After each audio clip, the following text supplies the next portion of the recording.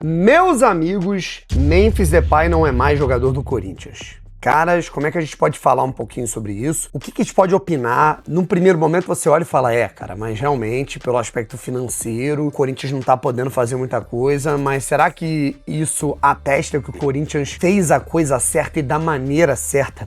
Na minha opinião, longe disso. Vamos lá, rapaziada, isso aqui é o canal do Brownie, aqui está opinando em vídeos longos, né, analíticos, opinativos, tudo mais, fazendo um apanhado sobre vários assuntos que surgem e um dos principais assuntos da semana não tem como não ser a não renovação de Memphis Depay no Corinthians. Se inscreve aqui no canal, deixa seu like e deixa aqui nos comentários qual o próximo tema eu devo abordar. Vamos lá, rapaziada. Tudo começa com uma nota oficial redigida pelo Corinthians na tarde desta terça-feira, anunciando que por aspectos financeiros, por responsabilidade na gestão das contas, das finanças do clube, renovar com o Memphis seria um problema. Mas aí a gente tem que voltar a alguns meses. O Memphis, ele já tinha sido contratado, agora não me lembro exatamente, foi em 2024, né, minha gente? Em que realmente as quantias, os pagamentos, as bonificações, o contrato, ele era uma irresponsabilidade. Mas dentro de campo, as coisas foram fluindo. O Corinthians contou com o Memphis muito focado, muito empenhado, que começou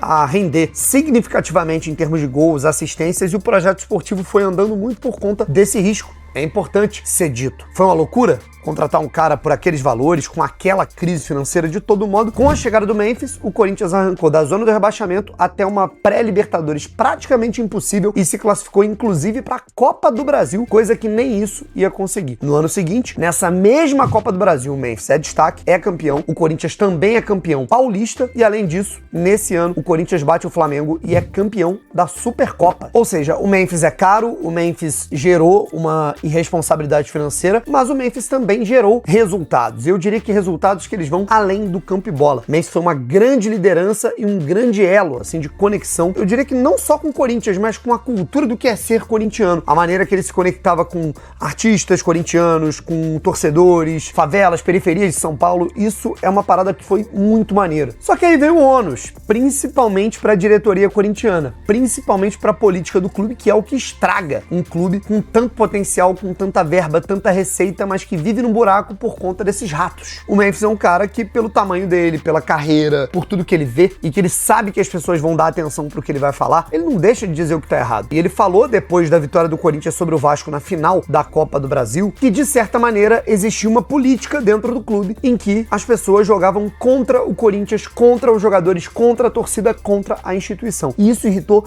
muita gente lá dentro. O Memphis, num determinado momento, ele estava mais inclinado a sair. A gente teve a chegada, inclusive, do Marcelo Paes, diretor executivo, que começou uma missão desenfreada de tentar convencer o Memphis a falar a mesma língua na possibilidade de uma renovação contratual nos moldes financeiros do Corinthians. O Memphis, depois de muita insistência, fala, tá, vamos tentar conversar.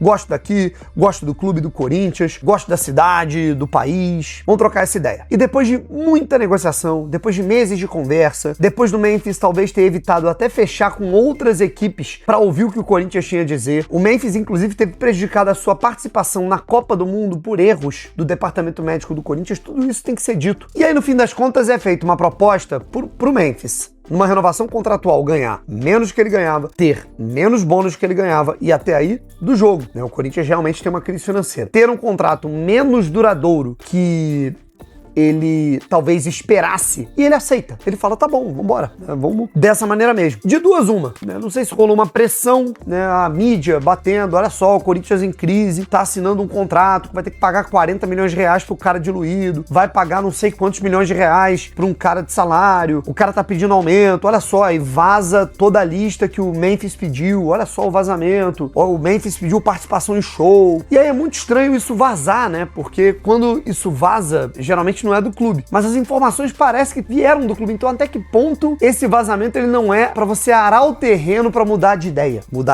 E aí, no fim das contas, essa assinatura não vem. O Memphis viaja da Europa pro Brasil de volta. O Memphis realiza exames novos e, no fim das contas, depois de um aperto de mão, depois de uma concretização, o papel e a caneta estão na mão do presidente do Corinthians. Ele olha pro papel, olha pra caneta e fala: não vou assinar essa renovação. Por que propuseram isso então, né? Por que fizeram o cara gastar todo esse tempo? Por que colocaram isso no papel? E é aí que vem a principal burrice no fim das contas. O Memphis já se posicionou, dizendo que ficou muito chateado com a falta de acordo, e eu diria com a falta de respeito da diretoria do Corinthians. Nesse caso, eu não tô falando que tem santo de um lado ou do outro, mas sim foi uma falta de respeito. Aí o Corinthians responde através de informações para a imprensa que o Memphis teria pedido um aumento salarial nas últimas semanas, que pediu mais bonificações daqui e dali, e são negociações. O Corinthians decide, eu acho que o Corinthians tem todo o direito de voltar atrás e não aceitar. Entretanto, aí vem o pulo do gato, que é curioso, é paradoxal, mas é verdadeiro. O Memphis está muito puto, com certa razão,